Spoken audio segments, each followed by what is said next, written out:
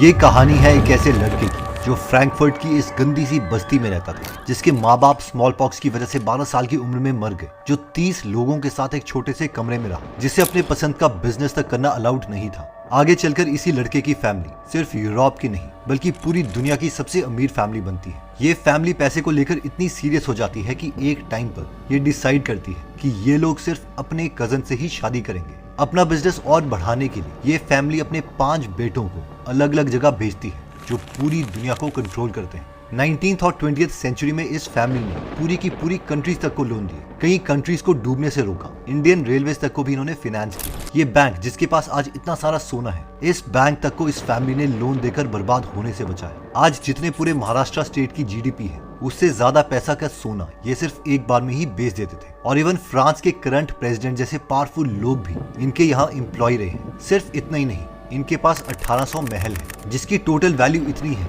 कि हम मुकेश अंबानी जी का एंटीलिया, जो कि दुनिया का सबसे महंगा घर है, इसे 17 बार बनवा सकते हैं और उसके बाद भी हमारे पास बिलियंस ऑफ डॉलर्स बच जाएंगे। हम बात कर रहे हैं फेमस रॉथचाइल्ड फैमिली की, जो कि दुनिया की सबसे अमीर और सबसे पावरफुल फैमिली है। इस फैमिली के 5 भाइयों की जो माँ थी, उन्होंने एक बार ये तक कह दिया था, चिंता मत कर, यूरोप में अब कोई भी वॉर नहीं होगा, क्योंकि मेरे बेटे अब किसी भी कंट्री को वॉर लड़ने के लिए पैसे नहीं देंगे।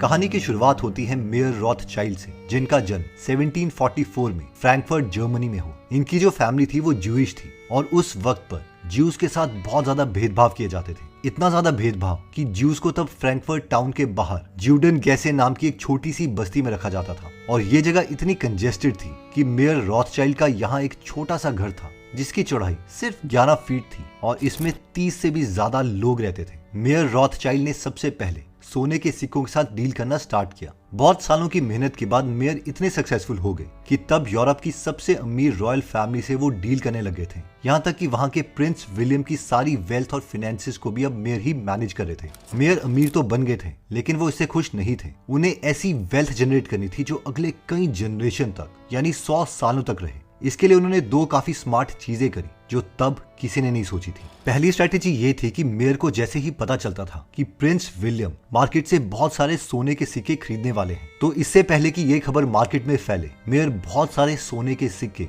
उधार लेकर मार्केट से सस्ते दामों पर खरीद लेते थे। और जैसे ही मार्केट में न्यूज फैलती कि प्रिंस विलियम हजारों या लाखों पाउंड्स के गोल्ड कॉइन्स खरीदने वाले हैं, तभी सडन डिमांड की वजह से बहुत सारे लोग और सारे सोने के सिक्के खरीदने लग जाते, जिसकी वजह से सोनों के सिक्कों का प्राइस बहुत इंक्रीज हो जाता। और एग्जैक्टली इसी टाइम पर मेयर अपने खरीदे हुए सारे सिक्के मार्केट पे बेच देते थे और बहुत ज्यादा प्रॉफिट कमाते। और आज इसी चीज को लोग ट्रेडिंग और इन्वेस्टिंग की दुनिया में फ्रंट रनिंग कहते हैं।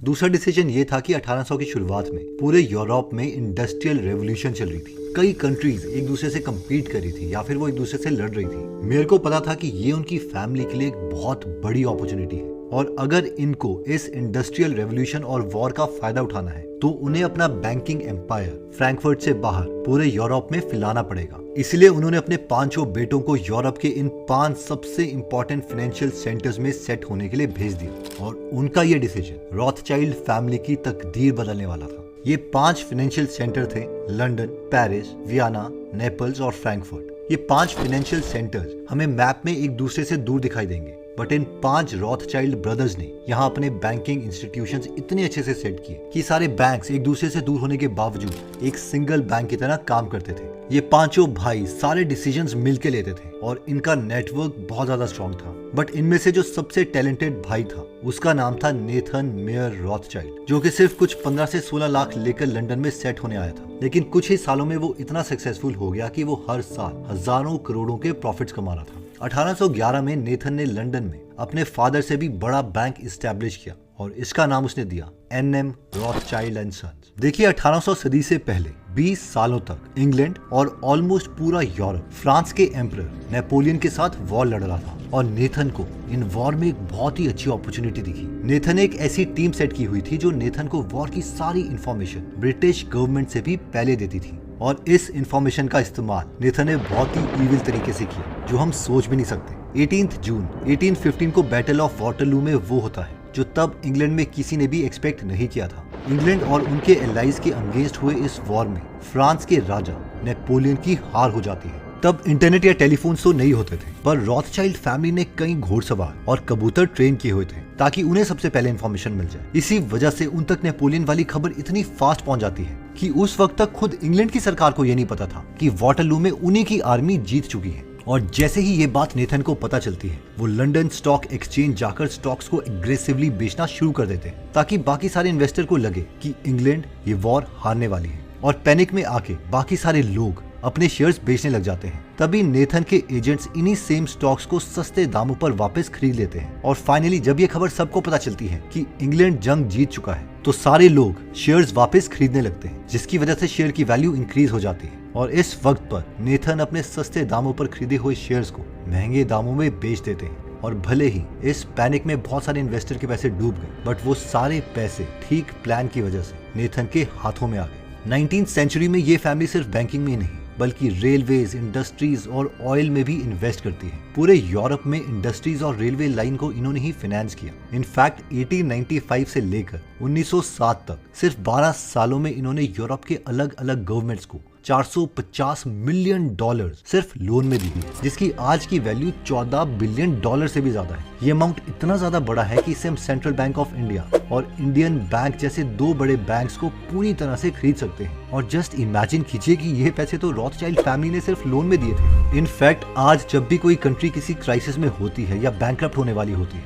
तो वो लोन्स लेने के लिए इंटरनेशनल मॉनेटरी फंड के पास जाती है। बट 19वीं और 20वीं सेंचुरी में रॉथस्चाइल्ड फैमिली के पास इतने पैसे थे कि अकेली फैमिली ही पूरी दुनिया के गवर्नमेंट को लोन देने लगी थी और कई देशों को उन्होंने बर्बाद होने से बचाया। इनफैक्ट कई बैंक्स जो कि आज हम सबको लोन देते हैं, वो भी तब रॉथस्चाइल्ड फैमिली से लोन पर पैसे लिया करते थे। जैसे कि 1825 में बैंक ऑफ इंग्लैंड, जो कि तब इंग्लैंड के लार्जेस्ट बैंक्स में से एक था, उनके पैसे खत्म होने वाले थे और इस बैंक के बंद होने का खतरा था। उन्हें जल्द से जल्द कहीं से लोन चाहिए था और ये लोग नेथन और उनकी फैमिली के पास गए, जिन्होंने इस बैंक को लोन देकर इसे बर्बाद होने से बचा लिया। 1818 में इन्होंने जर्मन गवर्नमेंट को 360 मिलियन पाउंड्स का लोन दिया और फ्रांस जैसे आज के सुपर पावर को भी इसी फैमिली ने लोन दिया है। पूरा यूरोप तब रॉथस्चाइल्ड फैमिली पर इतना ज्यादा डिपेंडेंट था कि एक दूसरे से वॉर लड़ने के लिए भी इन कंट्रीज को पैसे के लिए रॉथस्चाइल्ड के पास जाना पड़ता था। और जब 19th सेंचुरी में पूरा यूरोप में वॉर होने का खतरा था, तो इन 5 भाइयों की माँ गर्टल रॉथस्चाइल्ड ने ये तक कह दिया,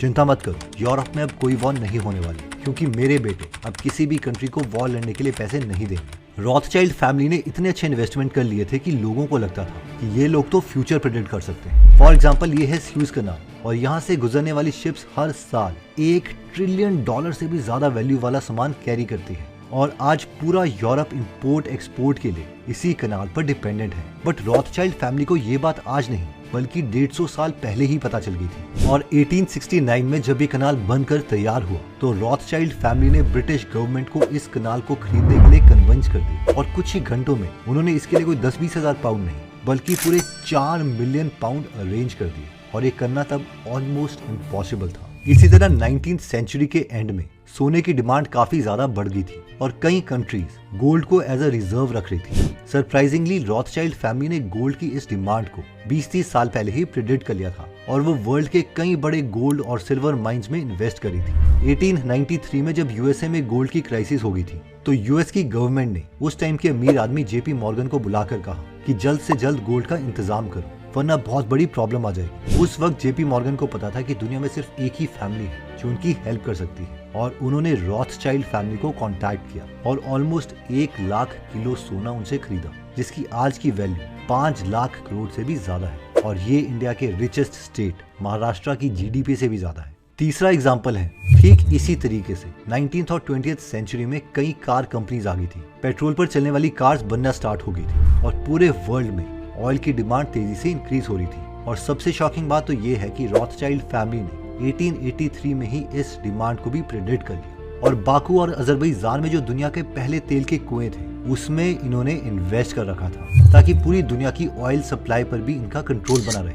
बट पहली और दूसरी वॉर में इस फैमिली के साथ काफी चीजें बुरी भी हुई। इंग्लैंड और फ्रांस वाले ब्रांच को छोड़ के इनकी बाकी की सारी फैमिली या तो बर्बाद हो गई या फिर इन्हें हिटलर की आर्मी की वजह से अपने बिजनेसेस बंद करने पड़े। रॉथस्चाइल्ड फैमिली इसे सरवाइव तो कर गई, बट आज ये फैमिली बहुत ही ज्यादा सीक्रेटिव रहती है और ज्यादातर लोगों को इनकी डिटेल्स के बारे में नहीं पता। इस आदमी का नाम है जैकब रॉथस्चाइल्ड, जो कि इंग्लैंड वाली फैमिली के हेड हैं और ये आज पूरी रॉथस्चाइल्ड फैमिली को लीड करते हैं। आज ये फैमिली सिर्फ बैंकिंग ही नहीं बल्कि एसेट मैनेजमेंट, वाइन प्रोडक्शन और कंसल्टिंग का भी काम करती है। इनकी पूरी दुनिया में ऐसे 1800 से भी ज्यादा घर हैं जिनकी टोटल वैल्यू 36 बिलियन डॉलर बताई जाती है। सिर्फ इतना ही नहीं, ऐसे 55 से भी ज्यादा यॉट और 100 से भी ज्यादा प्राइवेट प्लेन्स इनके पास है। इस फैमिली के पास आज भी 100 बिलियन डॉलर से ज्यादा का फंड है जिसे वो अलग अलग स्टॉक मार्केट में इन्वेस्ट करते हैं। Meta, Apple, Amazon, Starbucks, HP, PepsiCo, Qualcomm जैसी वर्ल्ड की लीडिंग कंपनीज में ये इन्वेस्टर्स हैं और पिछले साल ही इन्होंने सिर्फ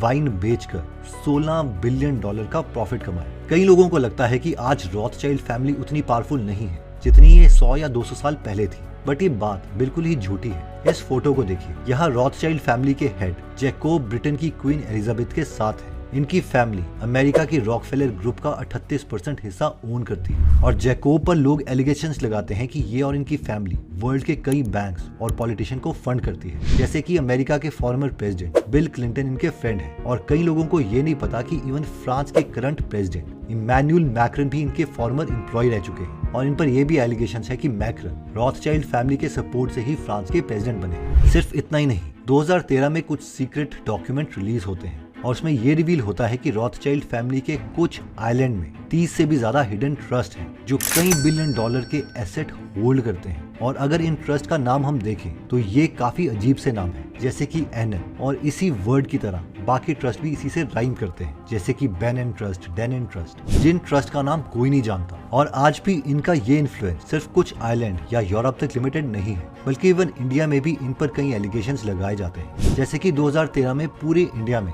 जब 3G इंट्रोड्यूस हो रहा था, तब गवर्नमेंट ने इसके लिए 3G स्पेक्ट्रम का ऑक्शन किया, यानी बोली लगाने को कहा। और इस ऑक्शन में गवर्नमेंट ने रॉथस्चाइल्ड फैमिली की एक कंपनी को एज एन ऑक्शनर हायर कर लिया और उनको 30 करोड़ रुपए दिए गए। बट सरप्राइजिंग बात तो ये है कि एनएम रॉथस्चाइल्ड और सन नाम की जिस कंपनी को ऑक्शन का कॉन्ट्रैक्ट दिया गया था, उस पर ये एलिगेशन लगे थे कि उनको तो ऑक्शन करने के लिए कोई एक्सपीरियंस है ही नहीं। इवन कि 2016 में जब डीमोनेटाइजेशन हुआ था, तब वैनकिस इंडिया नाम की एक कंपनी पर IT डिपार्टमेंट ने कई सारे रेड किए। इन पर एलिगेशंस थी कि डीमोनेटाइजेशन के टाइम पर इन्होंने हजारों करोड़ों रुपए अपने ऑफिस से दूसरी जगह ट्रांसफर किए थे। और इवन इस कंपनी के ओनर्स के भी रॉथस्चाइल्ड फैमिली के साथ अच्छे रिलेशन बताए जाते हैं। और भले ही इनमें से कुछ एलिगेशन गलत हो, बट इस वीडियो को देखने के बाद ये तो क्लियर हो गया है कि रॉथस्चाइल्ड फैमिली उतनी ही इन्फ्लुएंशियल है जितनी कि वो 200 साल पहले थी। और इस पूरी फैमिली की शुरुआत हुई थी उस बच्चे से जो कि जर्मनी में एक छोटी सी बस्ती में 30 लोगों के साथ एक छोटे कमरे में रहता था और जो कि 12 साल की ही उम्र में अनाथ हो गया था।